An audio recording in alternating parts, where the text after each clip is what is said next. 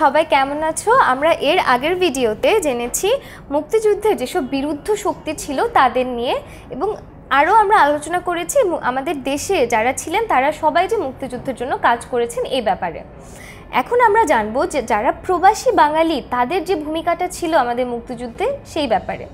প্রবাসী বাঙালি বলতে বোঝাচ্ছে যারা যেসব বাঙালিরা তখন দেশের বাইরে ছিলেন যখন আমাদের দেশে মুক্তিযুদ্ধটা চলছে।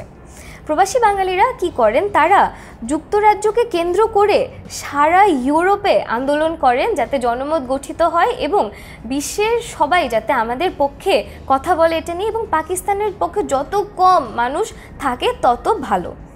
এবং আমাদের যে দেশে তখন গণহত্যা চলছে, এই গণহত্যার প্রতিবাদে অনেক সভা সমাবেশ, আন্দোলন, মিছিল, মিটিং এইসব চলে। তারপর প্রবাসী বাঙালিরা মুক্তিযুদ্ধের পক্ষে জনমত গঠন করার জন্য কাজ করেন। তারা সবাইকে বোঝান যে আমাদের সাথে যে ব্যাপারগুলো ঘটছে এগুলো কত বড় অবিচার এবং আমাদের দেশটা স্বাধীন হওয়া কত জরুরি, এবং সবাই এটাতে আস্তে আস্তে সমর্থন জানায়। তারপরে আমাদের দেশে তখন অস্ত্র কেনার জন্য, খাবার কেনার জন্য এবং যারা শরণার্থী তাদের সাহায্যের জন্য অনেক অর্থের প্রয়োজন ছিল। এই প্রবাসী বাঙালিরা এসব অর্থ সংগ্রহ করেন, এবং কিছু কিছু প্রবাসী বাঙালি ছিলেন যারা ভারতে গিয়ে আসলে যুদ্ধে অংশগ্রহণের জন্য প্রশিক্ষণও নেন।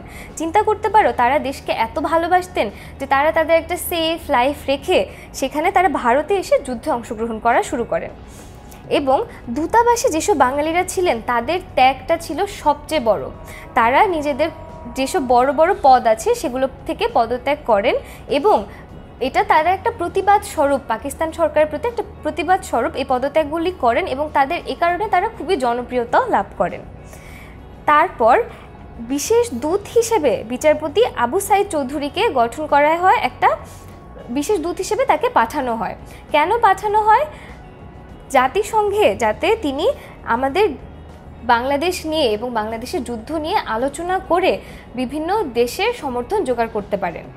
তিনি গিয়ে জাতিসংঘে 47টা দেশের সাথে বাংলাদেশকে নিয়ে আলোচনা করেন এবং বাংলাদেশে যে ঘটনাগুলো ঘটছে এই সম্পর্কে সবার দৃষ্টি আকর্ষণ করেন।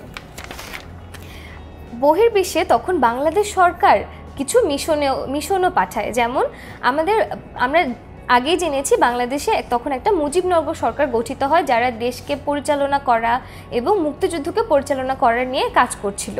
এই সরকার মুক্তিযুদ্ধের প্রথম দিকে মিশনও প্রতিষ্ঠা করে। তারা দিল্লি ও কলকাতায় বাংলাদেশের মিশন স্থাপন করে, এবং তারপরে তারা ওয়াশিংটন, নিউ ইয়র্ক এবং লন্ডনে মিশন স্থাপন করে যারা বাংলাদেশের পক্ষে মিছিল, সমাবেশ, অনুষ্ঠান এবং জনমত গঠনে কাজ করে। এসব মিশনের কাজ ছিল যত বেশি পারা যায় বাংলাদেশের পক্ষে মানুষের সমর্থন এবং জনমত গঠন করাকে, যাতে তাড়াতাড়ি আমাদের মুক্তিযুদ্ধের পক্ষে সারা বিশ্ব জেনে যায়। এখন তোমরা আমাকে একটা প্রশ্নের উত্তর দাও।